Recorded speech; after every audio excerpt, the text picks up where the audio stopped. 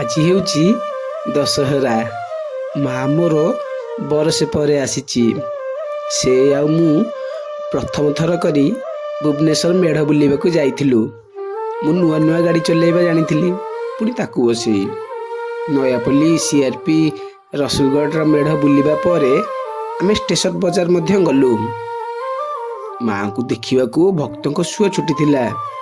ସେଇ ଗହଳି ମଧ୍ୟରେ ଆମେ ଭଲ ଭାବେ ମାଆଙ୍କ ଦର୍ଶନ ମଧ୍ୟ କଲୁ।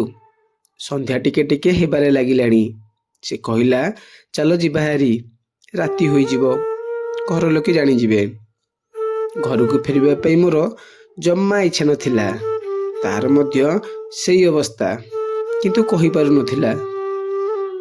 ଆଉ କିଛି ବାଟ ଆସିବା ପରେ ସେ ପଚାରିଲା, ଏଇ ଶୁଣିଲ, ତୁମେ ମାଆଙ୍କୁ କ'ଣ ମାଗିଲ? ମୁଁ ମାଆଙ୍କୁ ମାଗିଲି, ତୁମେ ଯେମିତି ସବୁବେଳେ ଖୁସିରେ ରୁହ, ଆଉ ତୁମେ ଜୀବନରେ ଅନେକ ଆଗକୁ ଯାଅ। ଆଚ୍ଛା, ତୁମେ କ'ଣ ମାଗିଲ? ମୁଁ ପଚାରିଲି।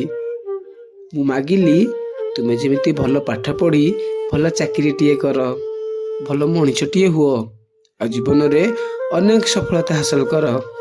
ଆରେ ବାପରେ, ଏତେ ସବୁ ମାଗିଦେଲ? ମୁଁ କହିଲି।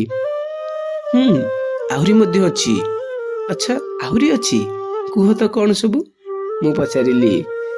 ତୁମେ ଯେମିତି ମୋ ସାଥିରେ ସାରା ଜୀବନ ରୁହ, ଆଉ ପ୍ରତ୍ୟେକ ବର୍ଷ ମୋତେ ଦଶହରା ମେଢ଼ ବୁଲେଇ ନିଅ।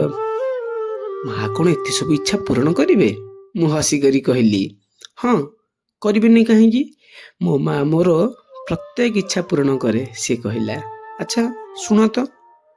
କହୁନ।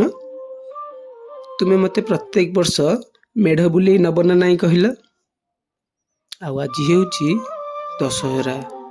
ମୁଁ ଏକା ଆସିକରି ମା ଆଗରେ ମାଆକୁ ପ୍ରଶ୍ନ କରେ, କ'ଣ ପାଇଁ ଏମିତି କଲୁ ତୁ ମା ମୋ ସାଥିରେ?